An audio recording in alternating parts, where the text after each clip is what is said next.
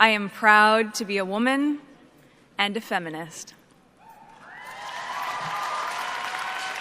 And this evening, I am extremely proud to stand before you on this significant day, which serves as a reminder to all of us of how far we've come, but also amid celebration, a reminder of the road ahead.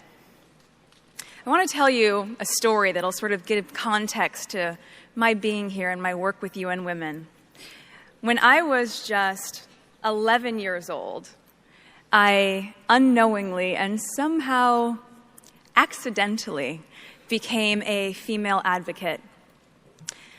It was around the same time as the Beijing conference, so a little over 20 years ago, where in my hometown of Los Angeles, a pivotal moment reshaped my notion of what is possible. See, I had been in school watching a TV show in elementary school, and this commercial came on with the tagline for this dishwashing liquid, and the tagline said, "Women all over America are fighting greasy pots and pans." Two boys from my class said, "Yeah, that's where women belong, in the kitchen." I remember feeling shocked and angry, and also just feeling so hurt. It just wasn't right, and something needed to be done. So I went home and I told my dad what had happened. And he encouraged me to write letters. So I did, to the most powerful people I could think of. Now, my 11-year-old self worked out that if I really wanted someone to hear me, well, then I should write a letter to the First Lady. So off I went, scribbling away to our First Lady at the time, Hillary Clinton. I also put pen to paper and I wrote a letter to my news source at the time, Linda Ellerby, who hosted a kids' news program, and then to powerhouse attorney Gloria Allred, because even at 11, I wanted to cover all my bases. Finally, I wrote to the soap manufacturer, and a few weeks went by, and to my surprise, I received letters of encouragement from Hillary Clinton, from Linda Ellerby, and from Gloria Allred. It was amazing. The kids' news show, they sent a camera crew to my home to cover the story. And it was roughly a month later when the soap manufacturer, Procter & Gamble, changed the commercial for their Ivory Clear dishwashing liquid. They changed it from "Women all over America are fighting greasy pots and pans" to "People all over America."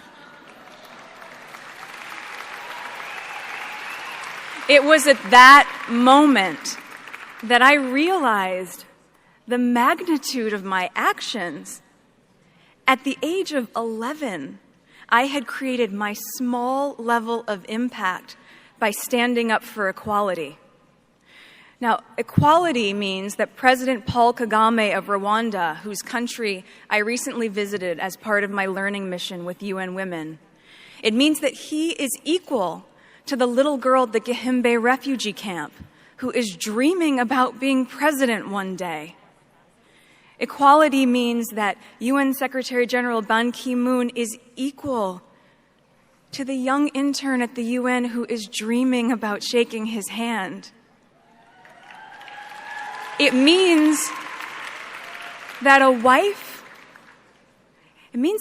is equal to her husband, a sister to her brother. Not better, not worse. They are equal. UN Women, as you guys know, has defined the year 2030 as the expiration date for gender inequality. And here's what's staggering. The studies show that at the current rate, the elimination of gender inequality won't be possible until 2095.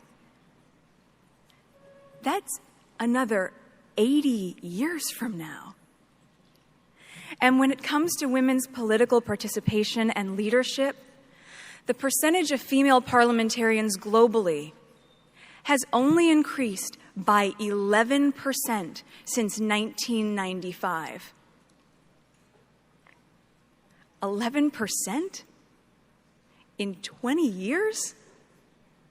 Come on. This has to change. Women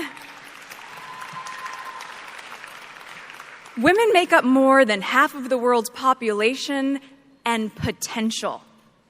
So it is neither just nor practical for their voices, for our voices, to go unheard at the highest levels of decision making. The way that we change that, in my opinion, is to mobilize girls and women to see their value as leaders and to support them in these efforts. To have leaders, such as President Kagame of Rwanda, continue to be a role model of a country which has a parliamentary system comprised of 64% female leaders. I mean, it's the highest of any government in the world, and it's unbelievable.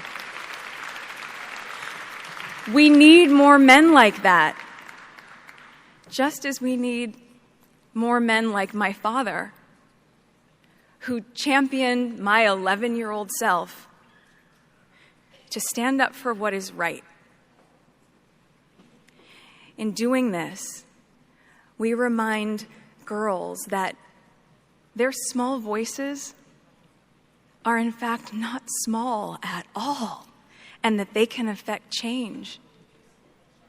In doing this, we remind women that their involvement matters, that they need to become active in their communities, in their local governments, as well as in the highest parliamentary positions. It is just imperative.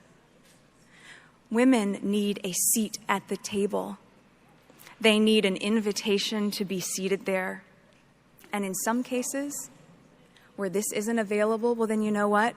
Then they need to create their own table. We need a global understanding that we cannot implement change effectively without women's political participation.